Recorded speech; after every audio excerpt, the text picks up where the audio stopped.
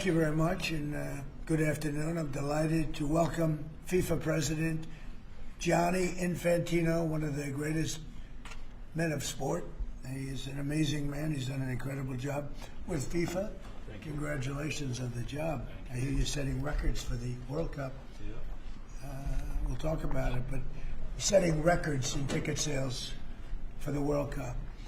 And we love having you back at the White House, Johnny, and everybody that's with you. You guys have done fantastically. I also want to thank Vice President J.D. Vance. J.D., wherever you may be. Where's J.D.? Is there here somewhere? Oh, he's coming right over. Marco Rubio was doing a fantastic job, and Secretary Christine Ohm was doing a fantastic job, as well as Representative Darren LaHood. Thank you all very much. Hi, Darren. This past summer, the United States hosted the 2025 FIFA Club World Cup, and it was great. I actually went to a match, and it was amazing. That was a big success, too, wasn't it? It was sort of like a preview of what's to come. And now we're getting ready for an even bigger event next year as we host the official 2026 FIFA World Cup. That's the big one. The World Cup tournament. This will be a once-in-a-lifetime opportunity, even for our country, because frankly, this goes to countries, everybody wants it. I guess it's going all over the world. Do you know who's getting it the next time around? Who's getting it? Has that been selected? The next one will be Morocco, Spain, and Portugal. That's good. With 3 matches at the beginning in South America, Argentina, Uruguay, and Paraguay. And the one after will be Saudi Arabia in 2030. Wow, that's great. Yeah. Wow, that's great. Well, we have the king coming, Crown Prince is coming tomorrow.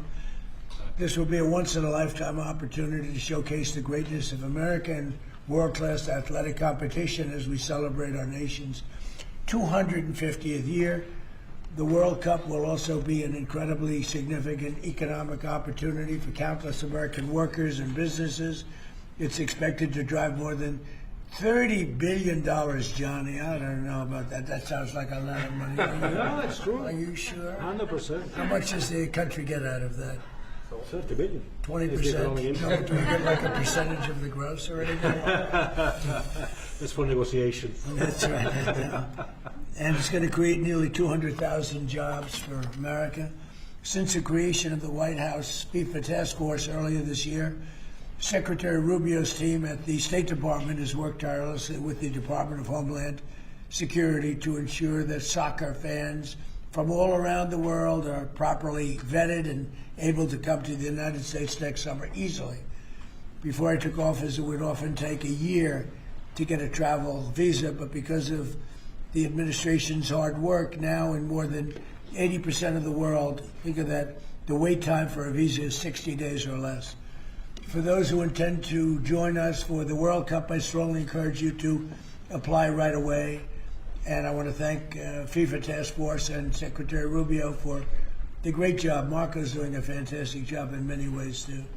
So I want to just thank you all for a great job. Marco, you're doing a great job. Beyond even this, we're also creating what we're calling the FIFA Prioritized Appointment Scheduling System. That's a hard one for most people to remember, but it's there nevertheless. And this will allow World Cup ticket holders with long wait times to opt with FIFA for a prioritized interview. And I've directed my administration to do everything within the power to make the 2026 World Cup an unprecedented success. I think it's going to be the greatest. And we are setting records on ticket sales. Nobody's ever really, and FIFA's never, if you look at the numbers, nobody's ever seen anything like the kind of numbers we're doing. The early ticket sales are through the roof, and much of it is even sold out. So congratulations, Johnny. And I'd like to ask Johnny to say a few words. He's really done an incredible job. He's got unbelievable spirit and personality and talent and intelligence, I always like to say, because it's all a part of it. But the job you've done is based on what's happening, unprecedented. Thank you, Johnny. Thank you. Thank you, President. Thank you very much. I would like to start really by thanking you, Mr. President, Secretary Rubio, Secretary Noam, Andrew, your entire team for approving and making this very important announcement today. The FIFA Pass is being announced, the prioritized appointment scheduling system. That's the way people will remember it. So if you have a ticket for the World Cup, you can have a prioritized appointment to get your visa, because we said it the very first time we met, Mr. President, America welcomes the world. America will welcome the world here next year. We will have between 6 and 7 million tickets sold for the matches. We will have between 5 and 10 million people coming to America from all over the world to enjoy the World Cup. And with this FIFA Pass, we can make sure that those who buy a ticket that are legitimate football fans or soccer fans, they can come and attend the World Cup in the best conditions, starting from getting their visa and then coming, of course, in the country to enjoy. You mentioned the economic impact, the 30 billion, 200,000 jobs, and this is just for the World Cup, and we will build on that to make soccer even greater here. You are the #1 country in the world, the United States of America, Mr. President. You have to be the #1 country as well in the #1 sport in the world. So we have to work for that, and we will do that, and the World Cup will be very, very significant in this respect. So big thank you to you, to the White House Task Force, to everyone involved, and we are celebrating next year not just the 250 years, but also the greatest and most inclusive World Cup ever. We'll have 6 billion people watching. We have the draw coming up on the 5th of December here at the Kennedy Center in Washington, D.C. 1 billion people watching the draw to find out who plays whom and where. We have 32 teams already qualified. Before or by tomorrow night, we'll have 42 out of 48 qualified. So a quarter of the world will be here, and we are looking very much forward. So thanks for the support, thanks for the great work, and always happy to be here at home, if I can say that. You are. We are. There's your beautiful trophy right there. Yeah. You are. And a big part of it, too.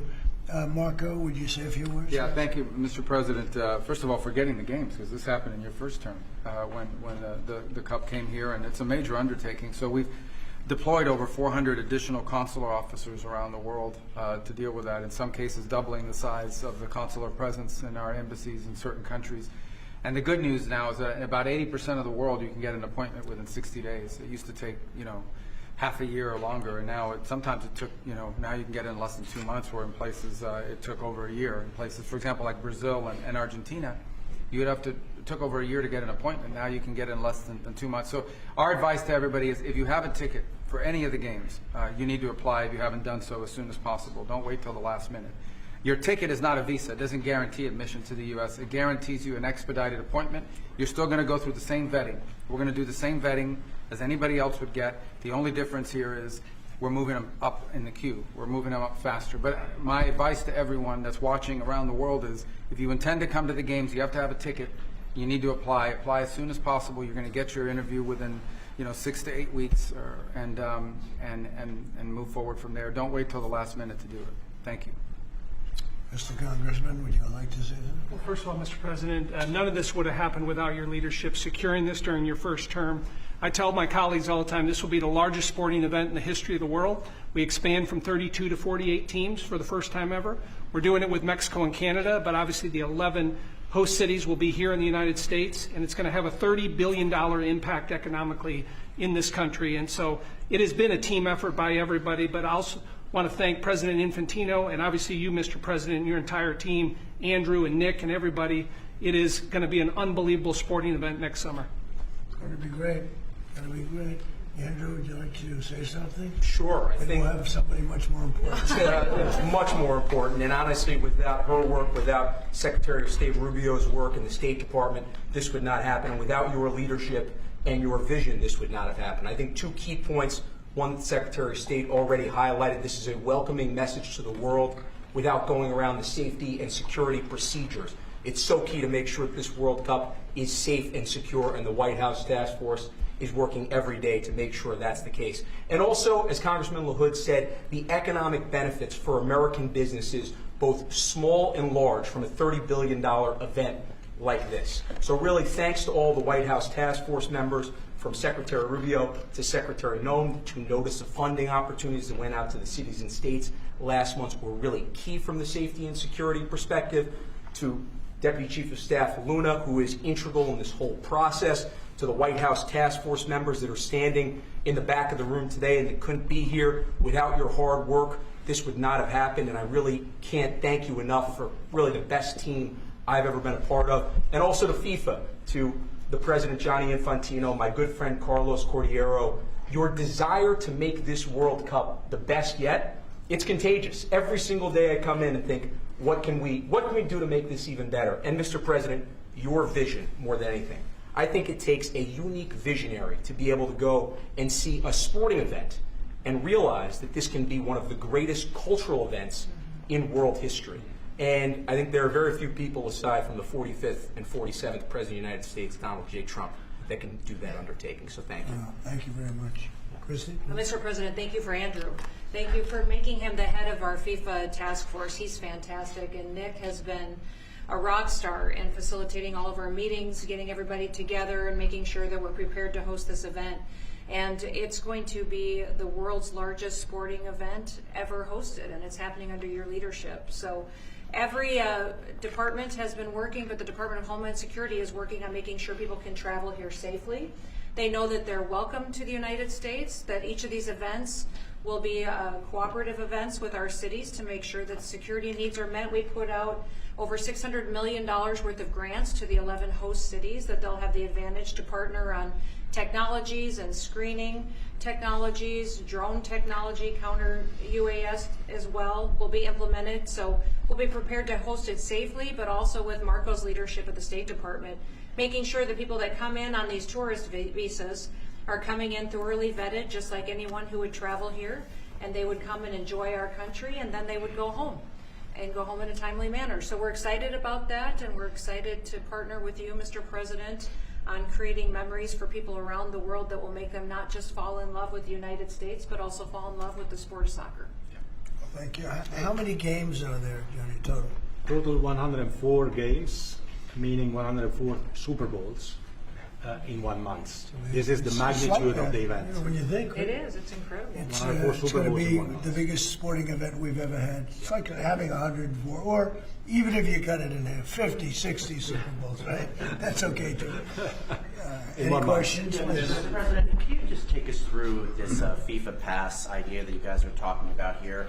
How exactly is it going to work for ticket holders to this big event that the United States is hosting? I'll let my guys do that because they can do it much better. And either one of you two, Nick, would you like to talk about it? Sure. Well, Mr. President, without your leadership, this would not happen. And we came in 10 months. We have a system that's going to welcome the world. The greatest host in the history of the world is going to host the world here. Basically, this system allows folks with a FIFA ticket purchased through FIFA to go through the FIFA portal that is then going to get prioritized with the State Department, so that those appointments are going to be had before existing appointments, so that people, when they buy tickets, they have confidence that they're going to be able to come to the games and spend their money and travel this country and do all the things that they want to do and enjoy the game. So it's an incredible vision that the President executed here. Within 10 months, we started with really not that much. And so this whole team here, with the President's guidance, has made this possible. It's going to be the greatest games in the history of the world.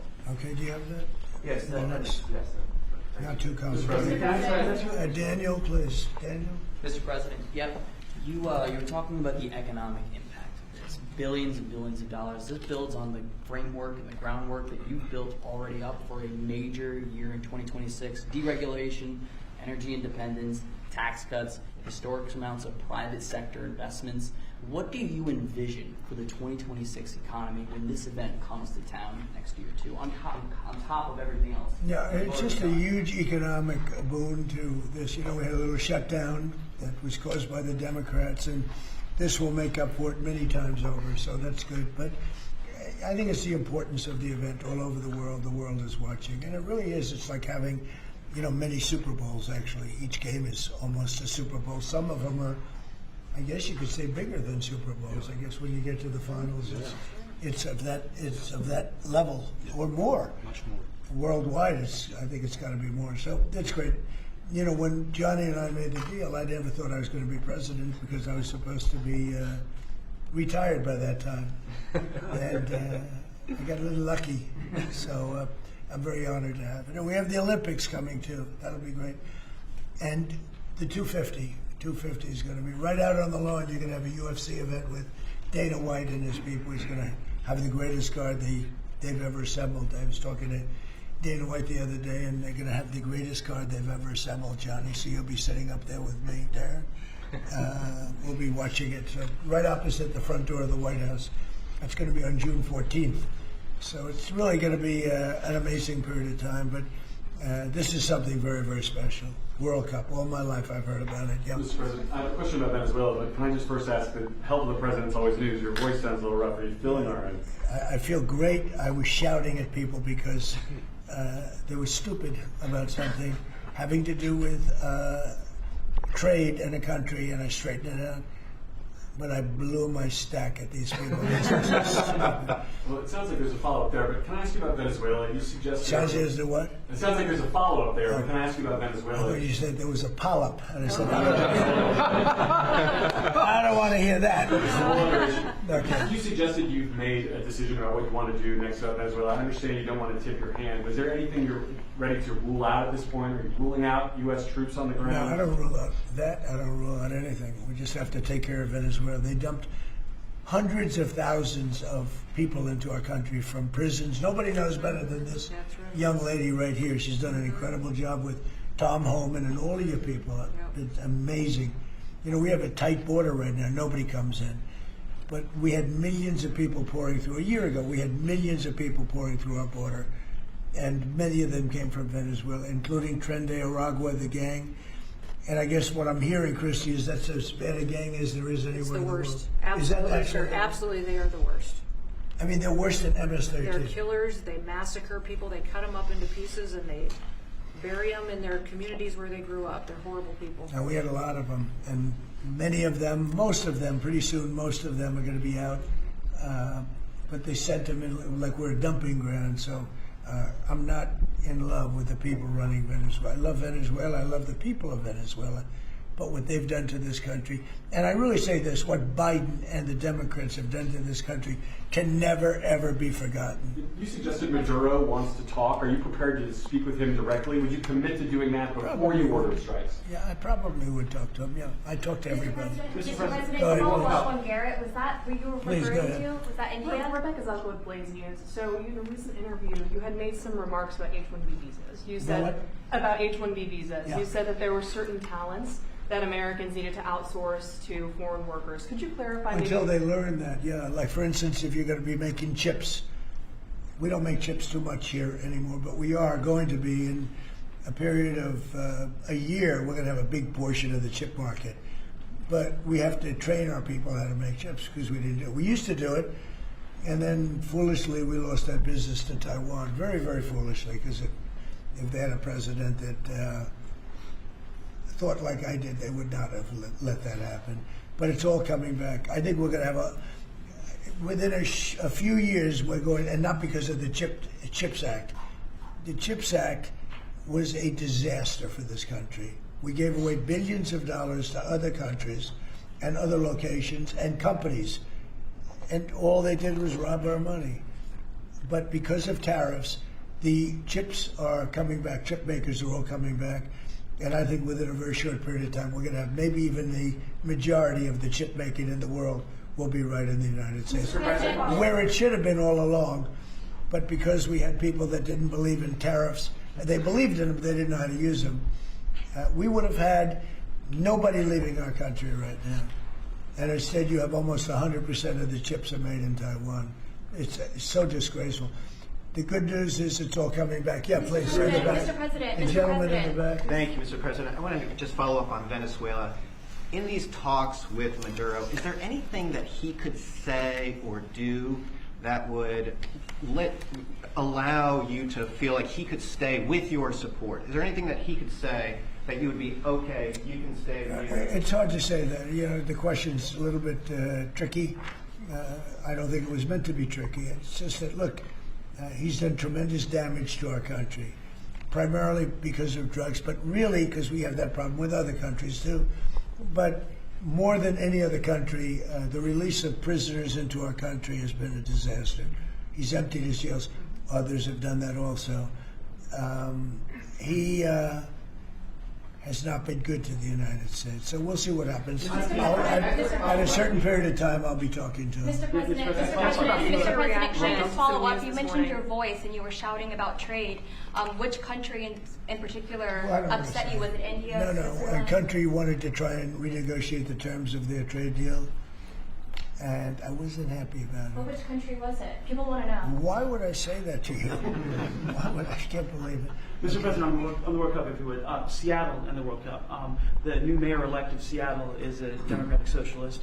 Seattle has six, or beyond. I watched her. Right, Seattle has that's, six. That's more than socialism. Right, Seattle has 6 World Cup games. How close are you going to be watching that city with the crime in that city?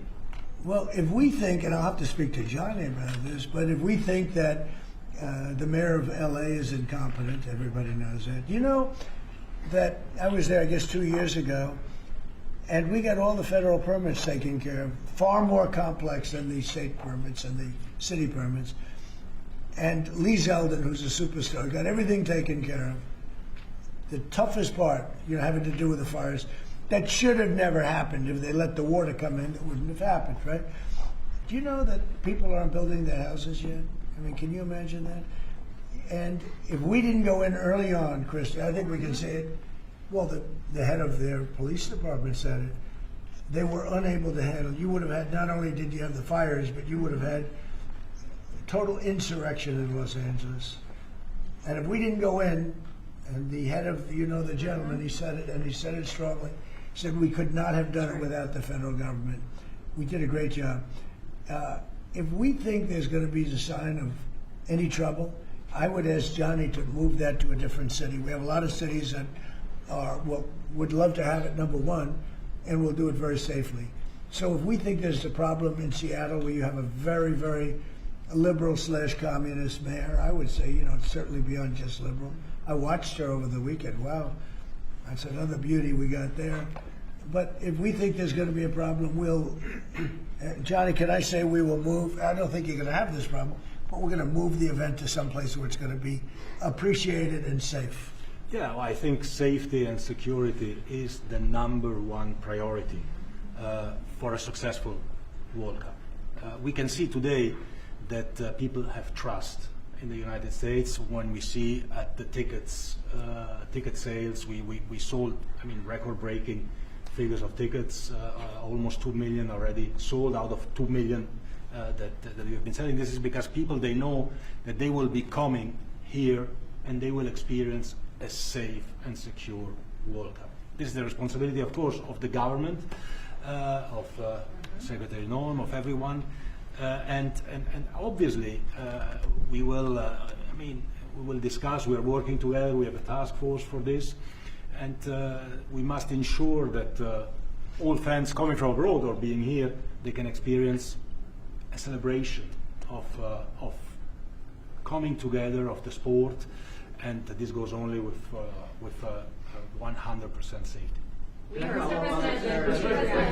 We are communicating with all these mayors about what their responsibilities are. They know the safety and security of these events is their #1 responsibility, and we'll be there. The president's always there to keep Americans safe, but he also makes sure the people that know their responsibilities and that they're prepared to host these events and do so in a safe manner.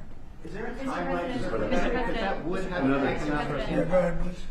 There was some news this morning from an Axios report that Senator Ted Cruz was laying the groundwork for a potential 2028 presidential run. Could I get your reaction to? Could you see yourself supporting Senator? Well, he's a friend of mine. I haven't spoken to him about it. It's a little early. It's 3¼ years. That's a long time. But he's a very good guy. He's a very good friend of mine. You remember we had quite a campaign against Ted, and it worked out quite nicely. Let's see, where are we? Oh, we're the other. But I'm not that surprised to hear that. Mr. President, on the tariff exemptions, you had some recently on a variety of different goods. I'm wondering, are you ruling out going forward no more exemptions on products? You were mentioning a disagreement you had earlier. So I'm wondering, We've taken in what do you think? hundreds of billions of dollars in tariff money. We're going to be issuing dividends later on, somewhere prior to, probably in the middle of next year, a little bit later than that, of thousands of dollars for individuals of moderate income, middle income. We're going to pay down debt. We have a lot of money from tariffs. If we didn't have tariffs, this nation would be in serious trouble. And we've taken in tremendous amounts of money. And you know what's more important than that? We've protected our businesses from being raided like we did with the chip business. Now we're bringing them all back. But we had 100% of the chip industry, and then they left. They went mostly to Taiwan and South Korea, but mostly Taiwan. And they have almost 100%. And we're going to have, within a short period of time, a big percentage of the chip business are coming back because of tariffs, because they don't want to pay the tariffs, because the tariffs will be very steep if they don't come back, and they've committed to come back. As you probably heard, Apple is now up to $700 billion. We have NVIDIA at $600 billion. We have tremendous amounts of money pouring in. Our country has become amazing again and really, really rich again. I will say this. We have a decision we're waiting for. It's a very big decision. The numbers that we've taken in, if you talk about investments, is trillions, not with a B, not with an M, millions, but trillions of dollars. I can't imagine having to give that money back on something that we're allowed to do. And the ones that are fighting us are countries, largely. They're back in countries that have been ripping us off for years, using tariffs to rip us off. And now we're able to defend ourselves. It really is a matter of national security, because economic security is national security. So I think you're going to see another thing happening. I think you'll see food prices. They've come down very substantially since Biden. But I think you're going to see food prices coming down very substantially. Saudi Arabia, tomorrow you're hosting Saudi Arabia. Are you planning to sell F-35s to Saudi Arabia? Yeah. I mean, and also, are you looking at doing a similar security agreement like you did with Yeah, no, I am planning on doing that. You're Yeah. gonna They want sell to buy. They've F-35s? been a great ally. They've got to like us very much. Look at the Iran situation, what we did in terms of obliterating, we obliterated their nuclear capability. Yeah, I will say that we will be doing that. We'll be selling F-35s. Yeah. Mr. President, to clarify something you posted on Truth Social last night. You urged House Republicans to vote in favor of this Epstein release bill they're going to vote on tomorrow. I just want to be super clear on your position. Do you want to see that pass the Senate? Would you sign that bill if it gets to your desk? I do want to. Here's what I want. We have nothing to do with Epstein. The Democrats do. All of his friends were Democrats. You look at this Reid Hoffman, you look at Larry Summers, Bill Clinton, they went to his island all the time, and many others. They're all Democrats. All I want for people to recognize the great job that I've done on pricing, on affordability, because we brought prices way down, but they're going way lower, on energy, on ending 8 wars and another one coming pretty soon, I believe. We've done a great job. And I hate to see that deflect from the great job we've done. So I'm all for it. We've already given 50,000 pages. You do know that. Unfortunately, like with the Kennedy situation, with the Martin Luther King situation, not to put Jeffrey Epstein in the same category, but no matter what we give, it's never enough. With Kennedy, we gave everything, and it wasn't enough. With Martin Luther King, we gave everything, and it's never enough. We've already given, I believe the number is 50,000 pages. 50,000 pages. And it's just a Russia hoax as it pertains to the Republicans. Now, I believe that some of the people that we mentioned are being looked at very seriously for their relationship to Jeffrey Epstein, but they were with him all the time. I wasn't at all. And we'll see what happens. What I just don't want Epstein to do is detract from the great success of the Republican Party, including the fact that the Democrats are totally blamed for the shutdown. You know, they cost our country hundreds of billions of dollars with that, at a lot of inconvenience. So I'm for any. I don't. They can do whatever they want. We'll give them everything. Sure, I would. Let the Senate look at it. Let anybody look at it. But don't talk about it too much, because honestly, I don't want to take it away from us. It's really a Democrat problem. The Democrats were Epstein's friends, all of them. And it's a hoax. The whole thing is a hoax. And I don't want to take it away from really the greatness of what the Republican Party has accomplished over the last period of time. Yeah, The administration shutdown is now over. And administration officials had said when the shutdown ends, they'll reevaluate the farmer relief. Now we have the deal with China. So is the administration still looking to dish out farmer relief now that the government is back open? we want to. I'm always going to help our farmers. So are you still looking to do I would relief? do that. Yeah, if they need relief, we'll be there for them. We're going to always be for our farmers. So what are you waiting Yeah, for? please, in the back. Mr. President, just speaking of the economic impacts of FIFA and possibly moving to another city, some games if you feel there's crime, is there like a timeline that you would do that? Because these cities, there's sponsorships, there's economic impacts for these communities. Sure. Is there, Well, make the you know, the governors are going to have to behave. The mayors are going to have to behave. You know, in the case of California, you have a problem. You have high crime, and you have a place that just suffered great fires and everything else, and they didn't do a very good job. And if we didn't go in from the crime standpoint, you would have had a disaster. It was not going to be handled properly. It wasn't able to be. The head of the police said as I said, without the federal government, they could not have done it. So here's the story. I love Los Angeles. If they want help during this, I would love to send in National Guard or whoever's necessary to help them. I want it to be great. I'd love it to be in Los Angeles. I love the place. It's a natural for Los Angeles. If we think there's going to be crime, if we are obstructed by the governor, and maybe he won't obstruct, maybe it'll be great. But I'd love him for him to call and say, you know, we'd like to have some extra help. Because if there's even a hint of a problem, we want to get in there before the problem occurs. We want to make it totally safe for Johnny and FIFA and all of the great people that are going to be there, and I think that's going to happen. I would be honored to help California if they're going to have a problem, and if they think they're going to have a problem, they should say so. We can be in there in 24 hours notice and do a great job. But does that by the end of the year, by the end of the first quarter? Well, I think this: if they would tell us now, they're not going to have a problem, because if we go in, they don't have a problem. Look at D.C. There's no crime in D.C. anymore. And D.C. was a mess. If they want us to go in, I'd like them to tell us right now.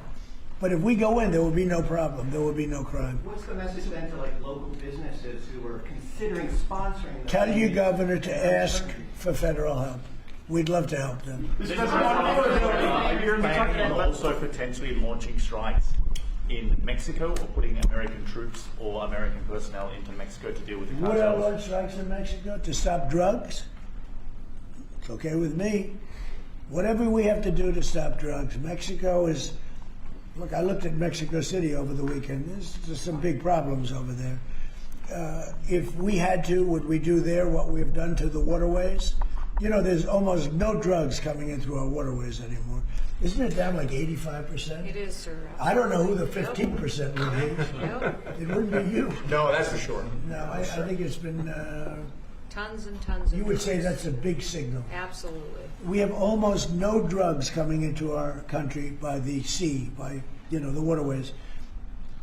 And you know why, okay? I mean, it's pretty obvious.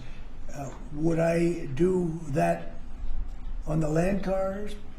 I would absolutely. Look, every boat we knock out, we save 25,000 American lives. Not to mention the destruction of families. These families are decimated forever. The mother, the father, the children, they never recover really from it. You know, when you lose somebody, like the way they live. If you lose them, but the way they die is horrible. So when we knock out a boat and we save 25,000 lives, that's great. Now, do I feel the same way about the corridors that they use? We know every one of them We have every one of those corridors under major surveillance. We have nobody coming in through our southern border, but we know exactly how they get their things here, how they get the drugs here, fentanyl, cocaine. Colombia has cocaine factories where they make cocaine.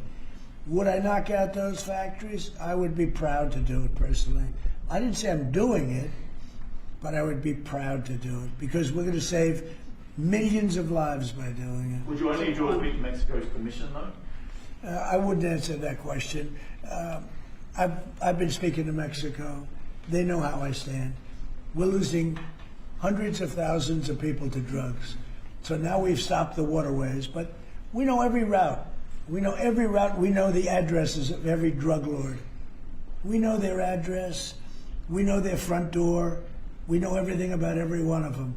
They're killing our people. That's like a war. Would I do it? I'd be proud to. I'd probably go into Congress and say, hey, and you know what? The Democrats and the Republicans would both agree, unless they're crazy. And they are a little crazy on the Democrat side. But we have lost hundreds of thousands of people a year, death. And that's not talking about family destruction, it's talking about that. And much of it comes through Mexico. So let me just put it this way. I am not happy with Mexico, okay? Thank you very much, everybody. Thank you, Press. Thank you, Press. Thank you.